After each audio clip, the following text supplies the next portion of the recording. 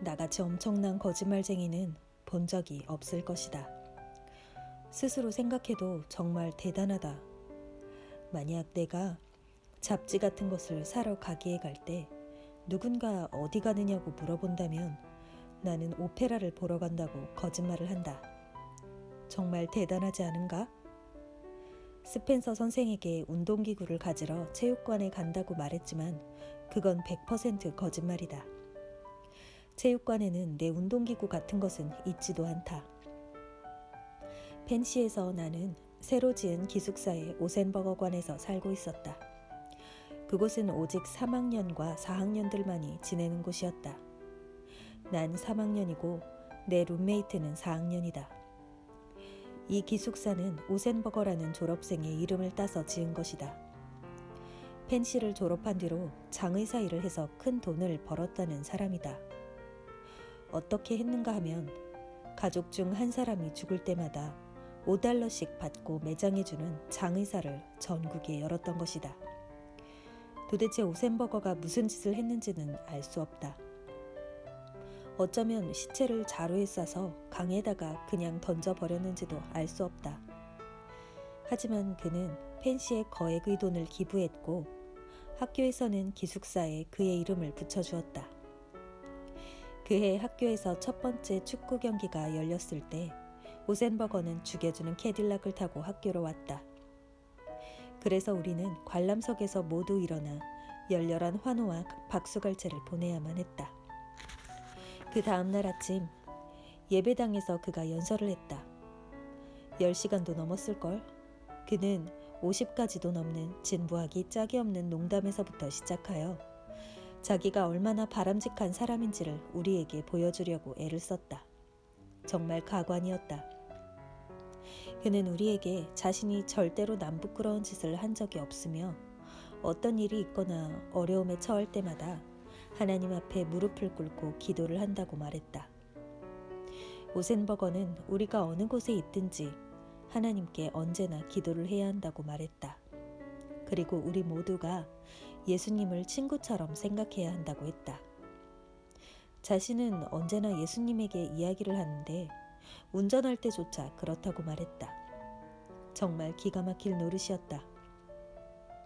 지금 내 눈앞에는 1단 기어를 넣으면서 예수님께 좀 더 많은 돈을 벌 수 있게 해달라고 기원하는 엄청난 사기꾼이 서 있는 것이다. 그가 연설을 하고 있는 동안 괜찮았던 일이 딱 한 가지 있었다. 그가 우리에게 자신이 얼마나 훌륭한 사람인지를 이야기하면서 잘난 척을 실컷 하고 있을 때 난데없이 내 앞에 서 있던 에드가 마살라가 엄청난 소리를 내면서 방귀를 뀌었던 것이다. 예배당 안에 있던 사람들이 모두 알 수 있을 정도로 노골적인 소리였다. 하지만 정말 유쾌한 일이기도 했다. 마살라 녀석. 그 친구의 방귀는 예배당 지붕이 날아갈 정도였으니 말이다. 아무도 감히 크게 웃을 생각을 하지 못했다. 오센버거는 애써 못 들은 척하고 있었지만 연단에서 그의 오른쪽에 앉아있던 서머 교장은 그 소리를 들은 것이 분명했다. 교장은 굉장히 화가 난 것처럼 보였다. 그 순간에는 아무 말도 하지 않았지만 그 다음날 밤 교장은 우리를 모아놓고 강제로 자습을 시키면서 한바탕 설교를 늘어놓았다. 교장은 예배당 안에서 그와 같이 불경스러운 짓을 한 학생은 펜시에 있을 자격이 없다고 말했다. 우린 교장이 설교하는 동안 마살라에게 한 번 더 터뜨려보라고 부추겼지만 그는 그렇게 하고 싶어 하지 않았다. 어쨌든 내가 펜시에서 살고 있었던 곳은 그런 장소였다. 새로 지은 기숙사의 오센버거관. 스펜서 선생 집을 나온 후 내 방으로 돌아오니 기분이 아주 좋았다. 모두들 축구 시합을 보러 가고 없었고 방 안은 따뜻했다. 편안한 기분이 들었다. 난 코트를 벗고 타이를 풀고 셔츠 칼라에 단추를 풀었다. 그리고 오늘 아침 뉴욕에서 산 모자를 벗었다. 그 모자는 빨간색 사냥 모자로 챙이 굉장히 길었다. 지하철에서 내리자마자 그 모자가 스포츠용품 가게에 진열되어 있는 것을 보았다. 내가 망할 놈의 펜싱 기구들을 몽땅 지하철에 놓고 내렸다는 사실을 막 알아차린 직후였다. 그 모자는 겨우 1달러밖에 하지 않았다. 나는 그 모자를 챙이 뒤로 가게 해서 써보았다. 굉장히 촌스러워 보일 거라는 건 알고 있지만 꼭 그렇게 써보고 싶었다. 막상 쓰고 보니 그렇게까지 끔찍한 모습은 아니었다. 그래서 나는 의자에 앉아서 책을 읽기 시작했다. 모든 방에는 의자가 2개씩 놓여 있다. 하나는 내가 쓰는 것이고 다른 하나는 룸메이트인 워드 스트라드레이터가 쓰는 것이다. 누구나 팔걸이에 걸터앉곤 하기 때문에 팔걸이의 모양은 형편없이 변해버렸지만 그 의자들은 정말 편안했다. 지금 내가 읽고 있는 책은 도서관에서 실수로 빌려온 책이었다. 도서관 사람이 엉뚱한 책을 내준 줄도 모르고 그대로 방으로 가지고 와버린 것이다. 이삭 디네센이 쓴 아프리카 탈출이었다. 형편없는 책일 거라고 생각했는데 그렇지 않았다. 아주 좋은 책이었다. 난 무식했지만 책은 정말 많이 읽었다. 내가 좋아하는 작가는 형 D.B이고 그 다음으로는 링 라드너를 좋아한다. 생일 선물로 형이 링 라드너의 책을 준 적이 있다. 그때 내가 펜시로 오기 직전이었을 것이다. 아주 재미있고 유쾌한 희곡 몇 편이 실려 있었고 교통경찰이 늘 속도 위반을 하는 귀여운 아가씨와 사랑에 빠지는 단편 소설도 한 편 실려 있었다. 그 소설에서 경찰은 유부남이었기 때문에 그 아가씨와 결혼을 할 수가 없었다. 그러다가 그 아가씨는 결국 사고로 죽고 만다. 늘 속도 위반을 일삼더니만. 이 이야기는 정말 매혹적이었다. 내가 제일 좋아하는 책은 이처럼 때때로 웃음을 주는 내용이다. 나는 고전 소설들을 많이 읽었다. 귀향과 같은 책들을 좋아하고 많은 전쟁 소설과 미스터리물도 읽었다. 하지만 그 책들은 그렇게까지 내게 강한 인상을 주지는 못했다. 정말로 나를 황홀하게 만드는 책은 그 책을 다 읽었을 때 작가와 친한 친구가 되어 언제라도 전화를 걸어 자기가 받은 느낌을 이야기할 수 있었으면 좋겠다는 느낌을 주는 책이다. 물론 그런 일은 그렇게 자주 일어나는 일은 아니었다. 이삭 디에센과 같은 작가는 전화를 걸고 싶은 사람이다. 링 라이더도 마찬가지지만 형 말에 따르면 그는 죽었다고 했다. 지난 여름에 읽었던 서머싯 몸의 인간의 굴레에서와 같은 책에 대해서 이야기해보자면 상당히 좋은 책임에는 분명하나 몸에게 전화를 걸고 싶은 충동을 느끼게 만들지는 못한다. 어째서 몸이 전화를 걸고 싶지 않은 사람에 들어가는지는 잘 모르겠다. 그보다는 차라리 토머스 하디에게 전화를 걸고 싶다. 난 뉴스티셔를 좋아하니까. 어쨌든 난 새 모자를 쓰고 의자에 앉아서 아프리카 탈출을 읽기 시작했다. 그 책은 이미 읽은 것이었지만 다시 한번 음미하면서 읽고 싶은 부분들이 있었다. 3쪽가량 읽었을 때 누군가가 샤워실에서 나오는 소리가 들렸다. 쳐다보지 않아도 누가 들어오는지 알 수 있었다. 우리 방 오른편에 살고 있는 로버트 에클리였다. 우리 기숙사에는 방 2개 사이에 간이 샤워실 하나가 있는데 에클리 녀석은 하루에도 85번은 우리 방을 들락거리며 쓸데없이 사람을 방해하곤 했다. 기숙사를 통틀어 축구 시합을 보러 가지 않은 사람은 나 이외에 에클리뿐일 것이다. 에클리는 그런 곳에는 절대로 가지 않았다. 괴팍하기 이를 데 없는 녀석이었다. 그는 4학년이었고 펜시에서 4년 내내 지냈지만 모든 사람들이 그를 에클리라고 불렀다. 그의 룸메이트인 허브 게일조차도 그를 밥이나 에크라고 부르지 않았다.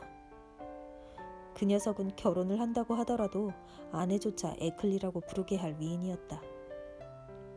그는 굉장히 키가 크고 어깨가 둥글었다. 그리고 이빨이 엄청나게 지저분했다. 그가 내 옆방에서 지내는 동안 나는 한 번도 그가 이빨을 닦는 것을 본 적이 없었다. 그의 이빨은 언제나 이끼 같은 것이 덮여있는 것처럼 끔찍한 형상이었다. 식당에서 그가 입안 가득 으깬 감자나 완두콩 같은 것들을 물고 있는 것을 보는 것은 정말 역겨운 일이 아닐 수 없었다. 더군다나 그의 얼굴에는 여드름이 가득했다. 대부분의 사내애들이 이렇듯이 이마와 턱에만 나 있는 것이 아니라 그의 경우에는 얼굴 전체에 여드름이 퍼져 있었다. 그뿐만이 아니라 그는 인간성까지 지저분했다. 아주 치사한 인간 중에 한 명으로 사실 난 그가 마음에 들지 않았다. 그가 내 의자 뒤쪽에서 샤워실 문턱에 선 채 스트라드레이터가 방 안에 있는지 없는지를 살펴보고 있다는 것을 느낄 수 있었다. 애클리는 스트라드레이터를 굉장히 싫어했기 때문에 그가 방 안에 있을 때는 이 방에 들어오지 않았다.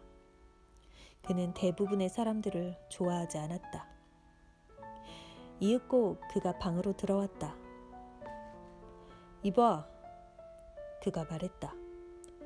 그는 언제나 자신이 굉장히 지루하다거나 피곤하다는 듯이 말을 하곤 했다. 그는 일부러 이 방을 찾아왔다고 다른 사람이 생각하는 것을 원하지 않았기 때문에 언제나 실수로 들어온 척 행세하곤 했다. 응? 난 책에서 시선을 떼지 않은 채 대답했다. 애클리 같은 녀석들을 상대할 때는 책에서 눈을 떼고 그를 올려다본다면 이미 진 것이나 마찬가지다. 어떻게든 결국엔 지겠지만 그를 쳐다보지만 않으면 그 시간을 늦출 수는 있을 터였다. 그는 방 안을 어슬렁거리며 돌아다니기 시작했다. 아주 천천히, 언제나 그렇듯이 남의 물건들을 함부로 만지작거리면서 말이다. 그게 신경이 몹시 거슬릴 때가 있다. 펜싱 시합은 어떻게 됐냐? 그가 물었다. 그는 그저 내가 책을 읽으면서 조용히 즐기는 것을 방해하고 싶을 뿐이었다. 펜싱 따위에 관심이라고는 눈꼽만큼도 없었다. 우리가 이겼어? 졌어? 승부가 나지 않았어. 여전히 그를 쳐다보지 않은 채 내가 대답했다.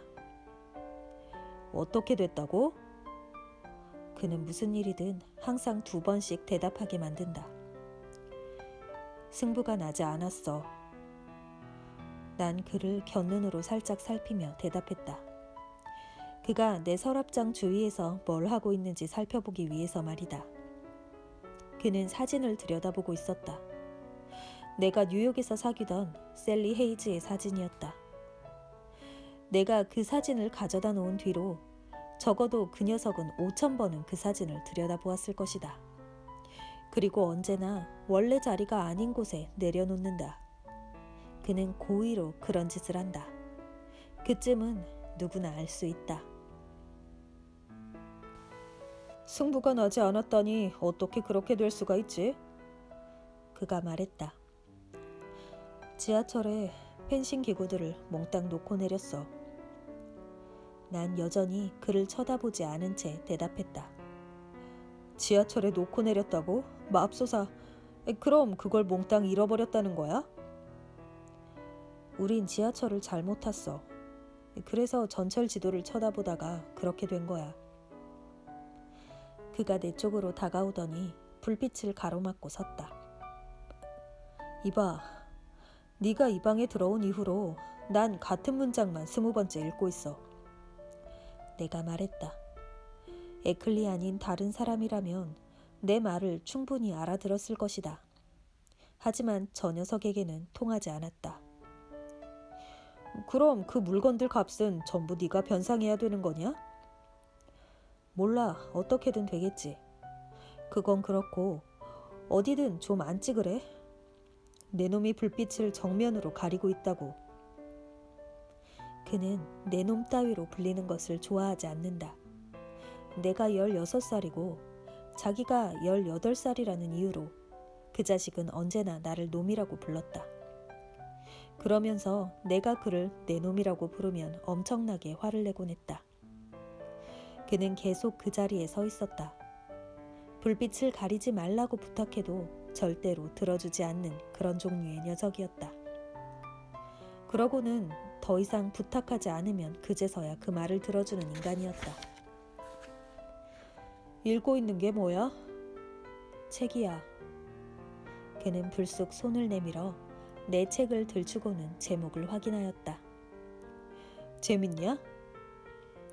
지금 내가 읽고 있는 문장은 정말 끝내줘. 나도 마음만 먹으면 지독하게 빈정거릴 수 있다. 비록 그는 내 빈정거림을 못 알아듣지만 말이다. 에클리는 다시 방을 어슬렁거리며 돌아다니기 시작했고 다시금 내 물건들과 스트라드레이터의 물건까지 만지작거리기 시작했다. 결국 나는 읽고 있던 책을 바닥에 내려놓았다. 에클리 같은 인간이 옆에 있을 때는 도저히 책 같은 걸 읽을 수가 없다. 거의 불가능한 일이다.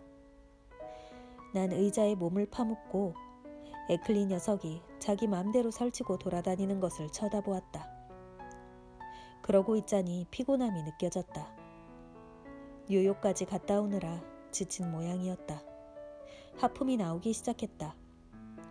그래서 슬슬 장난을 하기 시작했다. 몹시 지루할 때면 종종 이런 식으로 장난을 친다. 이번에 나는 쓰고 있던 모자의 챙이 앞으로 오게 돌린 후 챙을 잡아당겨 눈을 가렸다. 그러자 아무것도 보이지 않았다. 장님이 된 것 같아. 난 쉰 목소리로 말했다. 사랑하는 어머니, 이제는 아무것도 보이지 않습니다. 정말 바보 같은 짓을 하는군. 어머니, 제게 손을 내밀어 주세요. 왜 내 손을 잡아주지 않으시는 거죠? 맙소사, 유치한 짓 좀 하지 마. 난 장님이라도 된 것처럼 손을 내밀어 더듬거렸다. 하지만 자리에서 일어나지는 않았다. 그리고 계속 말했다. 어머니, 왜 제 손을 잡아주지 않으시는 거예요? 난 계속 쉰 목소리로 외쳤다. 내가 이런 심심풀이 장난을 할 때마다 에클리 녀석이 겁을 집어먹고 있다는 것을 알고 있었다. 그는 언제나 내게 세디스트적인 기질을 불러일으키곤 한다. 그래서 그에게 종종 그런 짓을 한 적도 있다. 결국 나는 장님 노릇을 그만두었다. 나는 모자챙을 뒤로 돌리고는 편안하게 의자에 기대앉았다. 이건 누구 거지? 에클리가 내 룸메이트의 무릎 보호대를 집어들며 물었다. 저 녀석은 아무거나 만지곤 한다. 심지어 팬티 같은 것까지도 만지작거릴 놈이다. 난 그게 스트라드레이터의 것이라고 말해주었다. 그러자 그는 재빨리 스트라드레이터의 침대 위로 무릎 보호대를 집어던졌다. 에클리는 그 무릎 보호대를 스트라드레이터의 서랍장에서 꺼내 침대 위에 던져놓은 것이다. 그는 다시 다가와 스트라드레이터의 의자 팔걸이에 걸터 앉았다. 저 녀석은 절대로 의자에 앉지 않고 항상 팔걸이에 앉는다. 그 모자는 어디서 산 거냐? 그가 물었다. 뉴욕. 얼마 줬지? $1. 바가지 쓴 거야. 그는 성냥을 집어들고 손톱 밑을 파내면서 말했다. 그는 언제나 손톱을 후비고 있었다. 그건 정말 웃긴 일이다. 이빨은 언제나 이끼가 낀 것처럼 보일 뿐더러 귀에는 때가 까맣게 앉았는데도 손톱만큼은 언제나 깨끗하게 하고 다니니 말이다. 그는 자신을 아주 깨끗한 사람이라고 생각하고 있을 거라는 생각이 들었다. 우리 고향에서는 사슴 사냥을 할 때 그런 모자를 쓰더라. 그건 사슴 사냥 모자야. 웃기지 마. 난 모자를 벗어 이리저리 살펴보았다.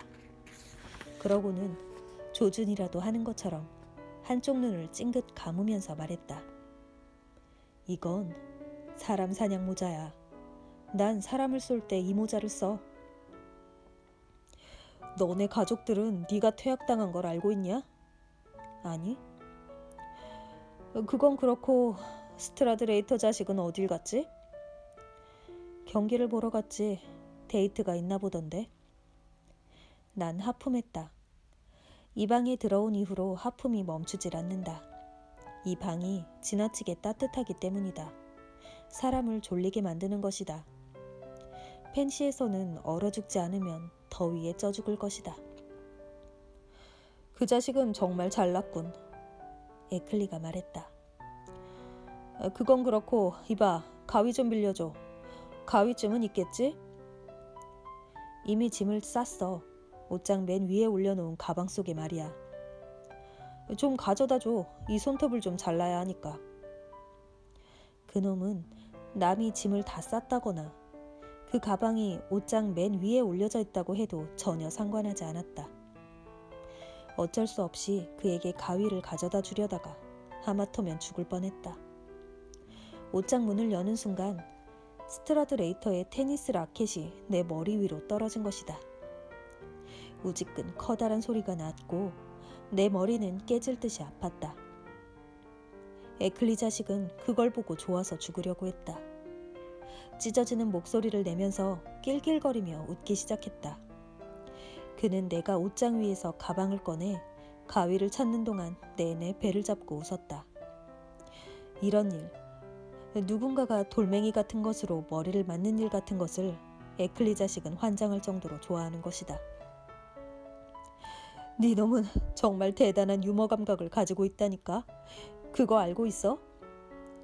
난 그에게 가위를 건네주었다. 날 매니저로 삼아라.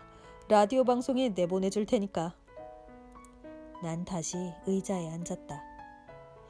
그 녀석은 길게 자란 뾰족한 손톱을 자르기 시작했다. 탁자 같은 걸 좀 이용하면 어때? 탁자 위에서 깎으란 말이야. 밤에 맨발로 다니면서 네 지저분한 손톱을 밟고 다니고 싶지는 않다고. 여전히 그는 바닥 위에다 손톱을 여기저기 뿌려대며 깎고 있었다. 정말 몰상식한 녀석이다. 말해 무엇하겠냐면서도. 스트라드레이터는 누구랑 데이트하냐?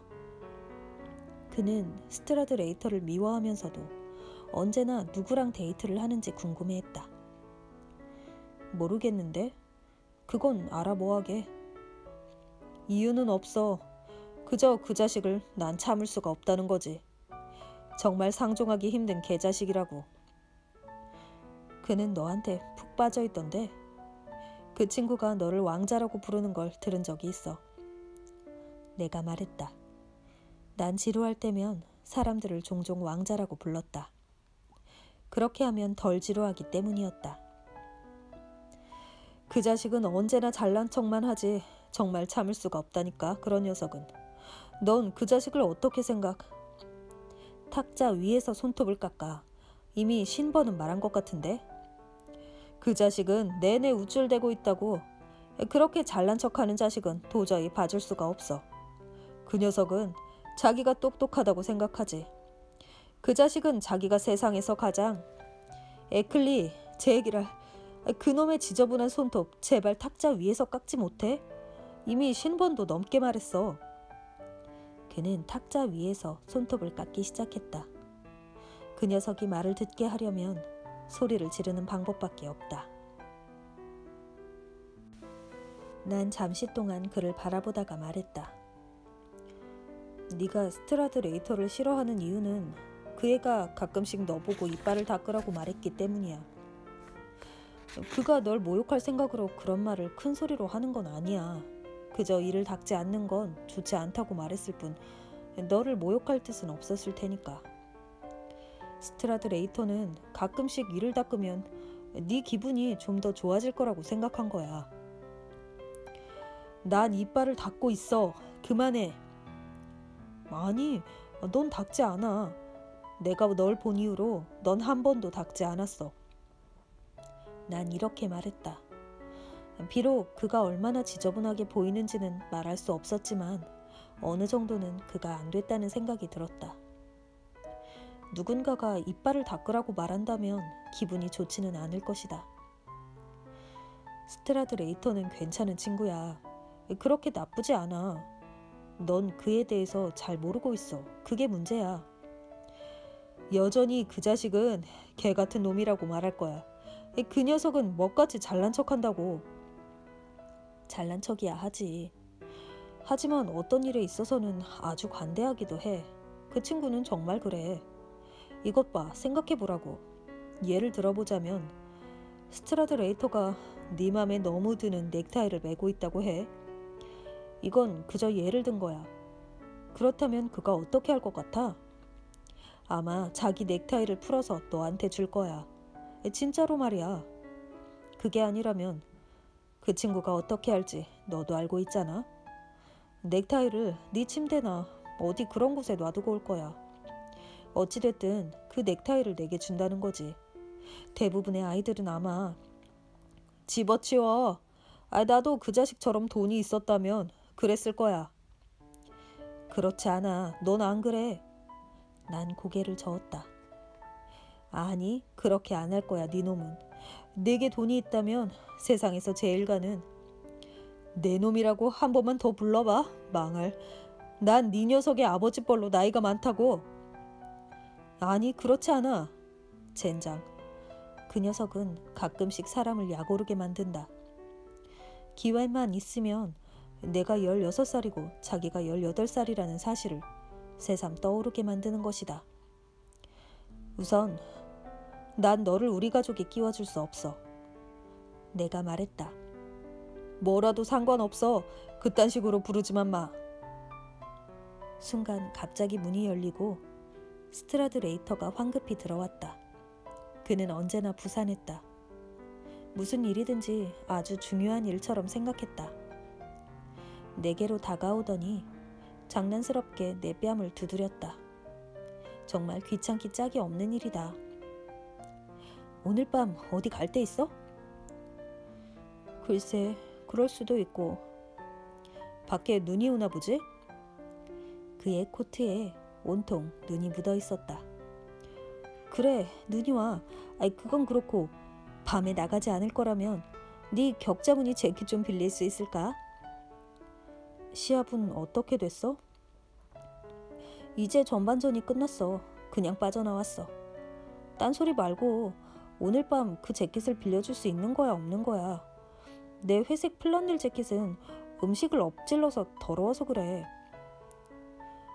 입을 일은 없지만 네가 입으면 옷이 늘어날 텐데. 키는 똑같았지만 몸무게는 그가 나의 2배였다. 그의 어깨는 정말 넓었다.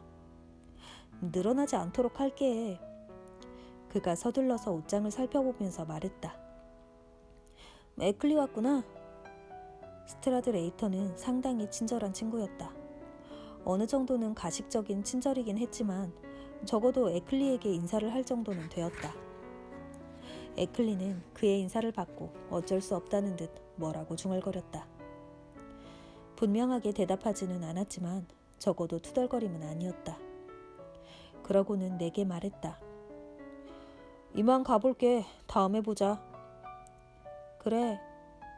그가 자기 방으로 돌아간다고 내가 실망할 정도의 사이는 아니었으니까. 스트라드레이터는 코트를 벗고 넥타이를 풀었다. 나가기 전에 빨리 면도부터 해야 할 것 같아. 그러고 보니 수염이 꽤 덥수룩하게 자라 있었다. 정말 면도를 해야 할 정도로 말이다. 여자친구는 어디다 내버려 두고 왔어? 내가 물었다. 별관에서 기다리고 있어. 그는 면도 도구들과 수건을 팔에 걸치고는 방에서 나갔다. 셔츠도 벗어 던진 채 그는 언제나 상반신을 벗은 채 돌아다녔다. 자신의 체격이 훌륭하다고 생각하기 때문이다. 사실 그랬다. 나도 그의 몸이 좋다는 걸 인정하지 않을 수 없을 정도로.